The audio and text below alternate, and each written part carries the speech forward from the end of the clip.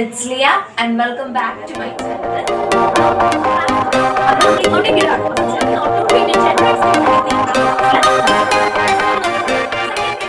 SSLC Physics fifth lesson Refraction of Light in the chapter ആണ് ഇതാ ചാപ്റ്ററിന്റെ third പാർട്ടാണ്.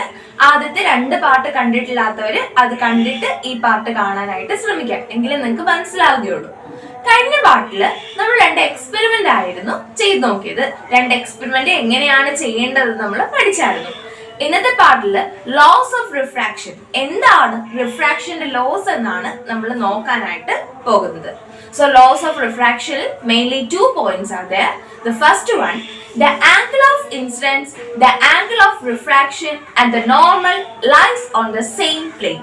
ആദ്യത്തെ ലോ എന്ന് പറയുന്നത് ആംഗിൾ ഓഫ് റിഫ്രാക്ഷനും ആംഗിൾ ഓഫ് ഇൻസിഡൻസും നോർമലും ഒരേ പ്ലെയിനിൽ തന്നെ ആയിരിക്കും എന്നാണ് പറയുന്നത്. നമ്മൾ നേരത്തെ പറഞ്ഞ കാര്യമാണ് അല്ലെ, ഒരു ലൈൻ വരച്ചു കഴിഞ്ഞാൽ അതിനകത്ത് ആംഗിൾ ഓഫ് റിഫ്രാക്ഷനും ആംഗിൾ ഓഫ് ഇൻസിഡൻസും നോർമലും എന്തായിരിക്കും, ഒരേ പോയിന്റിൽ തന്നെ വന്ന് കൂട്ടിമുട്ടുന്നതായിട്ട് നമുക്ക് കാണാനായിട്ട് സാധിക്കും. അതാണ് they lies on the same plane എന്ന് പറയുന്നത്. അപ്പൊ നമ്മൾ എന്താണ് പറഞ്ഞത്, the angle of incidence, angle of refraction and the normal lies on the same plane. എന്ന് വെച്ചാൽ എന്താണ്, നമ്മളൊരു ലൈൻ വരച്ചിട്ട് ഇവിടേക്ക് ഒരു റേ വന്ന്, ലൈറ്റിന്റെ റേ വന്ന് പതിക്കുകയാണ്. ഇവിടെ ഒരു ഡിവിയേഷൻ സംഭവിച്ച് അത് റിഫ്രാക്ട് ചെയ്യുമെന്ന് നമുക്കറിയാം. അപ്പൊ നമ്മള് ഇവിടെ സാങ്കല്പികമായിട്ടൊരു നോർമൽ ഉണ്ടെന്ന് നമ്മൾ സങ്കല്പിക്കാറുണ്ട്, ഇവിടെ ഒരു നോർമൽ ഉള്ളതായിട്ട് സങ്കല്പിക്കാറുണ്ട്. ഇതാണ് ആംഗിൾ ഓഫ് ഇൻസിഡൻസ്. വന്ന് പതിക്കുന്ന റേയും നോർമലും തമ്മിൽ ഉണ്ടാക്കുന്ന ആംഗിൾ ആണ് angle of incidence. Angle I എന്ന് കൊടുക്കാം, ആംഗിൾ ഓഫ് ഇൻസിഡൻസ്. എന്നിട്ട് റിഫ്രാക്ട് ചെയ്ത് പോകുന്ന റേയും നോർമലും തമ്മിൽ ഉണ്ടാക്കുന്ന ആംഗിൾ ആണ് ആംഗിൾ ഓഫ് റിഫ്രാക്ഷൻ, ആർ എന്നും കൊടുക്കാം. ഇവിടെ നമുക്ക് കാണാം ആംഗിൾ ഓഫ് ഇൻസിഡൻസും ആംഗിൾ ഓഫ് റിഫ്രാക്ഷനും നോർമലും ഇത് മൂന്നും കൂടി ഇവിടെ ഒരു പോയിന്റിൽ കൂട്ടിമുട്ടുന്നുണ്ട്. അതാണ് പറയുന്നത് they lies on the same plane. ഒരേ പ്ലെയിനിലായിരിക്കും ആംഗിൾ ഓഫ് ഇൻസിഡൻസും ആംഗിൾ ഓഫ് റിഫ്രാക്ഷനും നോർമലും ലൈ ചെയ്യാം.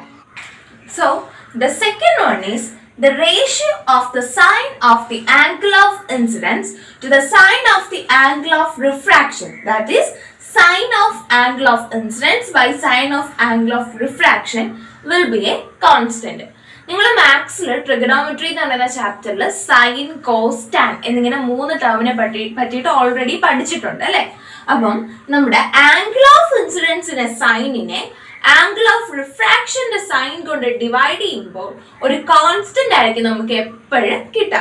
സൈൻ എന്താണെന്നും കോസ് എന്താണെന്നും ടാൻ എന്താണെന്നും നിങ്ങൾക്ക് അറിയായിരിക്കും.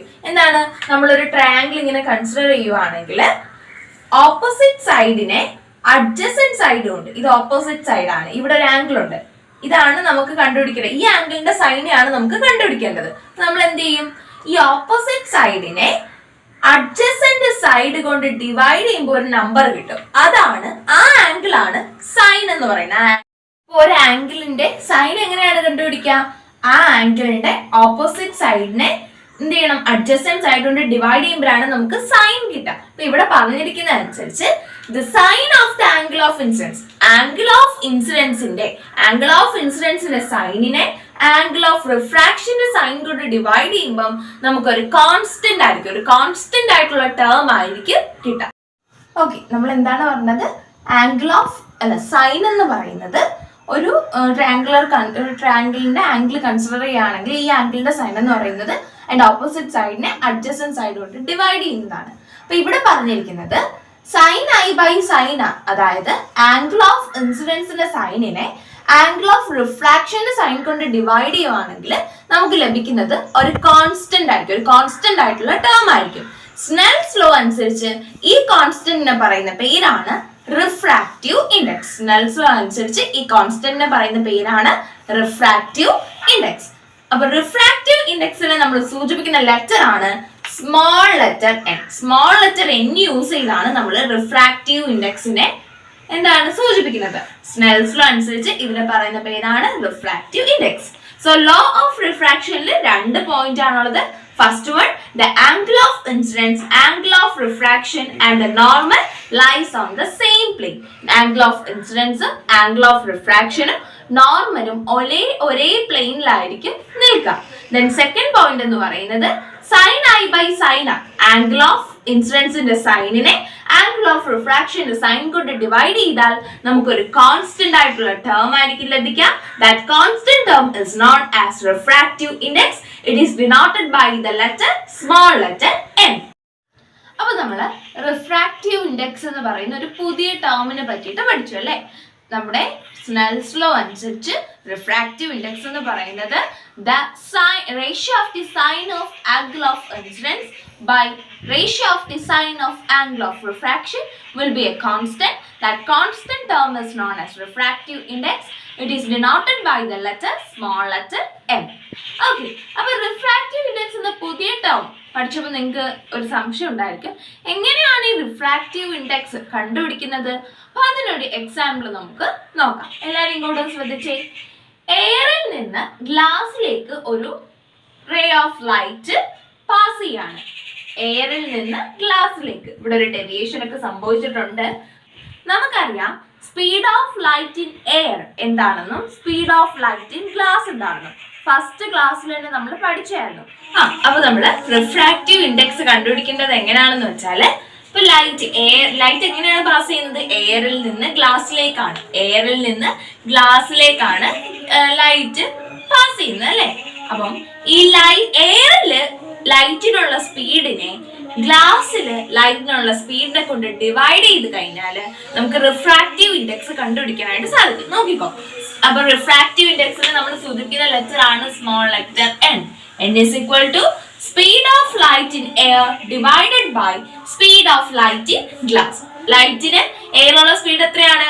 3 × 10⁻⁸ meter per second നമ്മൾ ലൈറ്റിന് ഗ്ലാസ്സിലുള്ള സ്പീഡിനെ കൊണ്ട് ഡിവൈഡ് ചെയ്യാം. Speed of light in glass is equal to 2 × 10⁻⁸ meter per second. അപ്പോൾ 3 × 10⁻⁸ meter per second divided by 2 × 10⁻⁸ meter per second is equal to 1.5.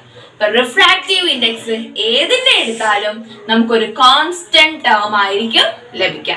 ഇങ്ങനെയാണ് നമ്മൾ റിഫ്രാക്റ്റീവ് ഇൻഡെക്സ് കാൽക്കുലേറ്റ് ചെയ്യുന്നത്.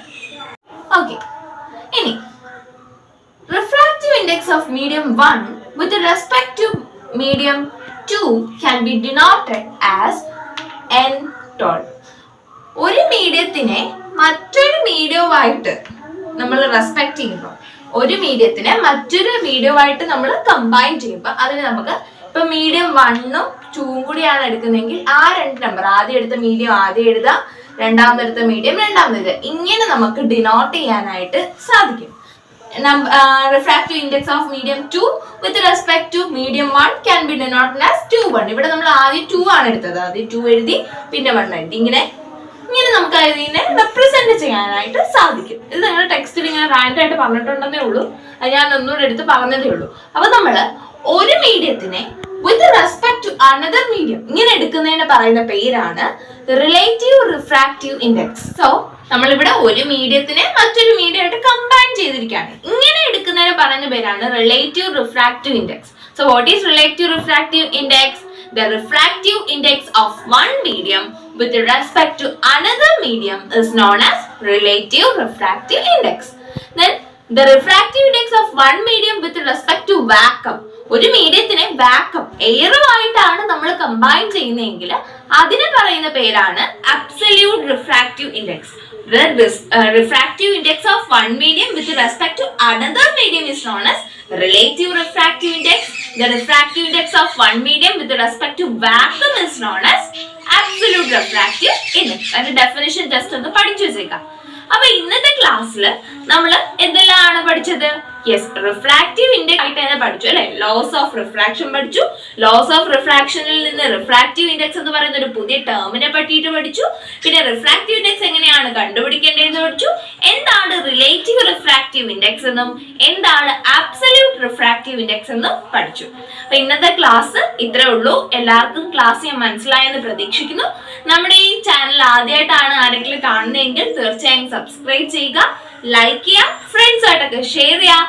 അതുപോലെ തന്നെ നിങ്ങളുടെ സജഷൻസ് ഒക്കെ കമന്റ് ബോക്സിൽ ഇട്ട് കഴിഞ്ഞാൽ അതിന് ഞാൻ റിപ്ലൈ തരുന്നതായിരിക്കും. സജഷൻസോ ഡൗട്ടോ എന്തുണ്ടെങ്കിലും കമന്റ് ബോക്സിൽ ഇട്ട് കഴിഞ്ഞാൽ ഞാൻ അതിന് റിപ്ലൈ തരുന്നതായിരിക്കും. അപ്പൊ നമുക്ക് മറ്റൊരു പാർട്ടുമായിട്ട് വരും ദിവസങ്ങളിൽ കാണുന്നത് വരെ എല്ലാവർക്കും നന്ദി, നമസ്കാരം.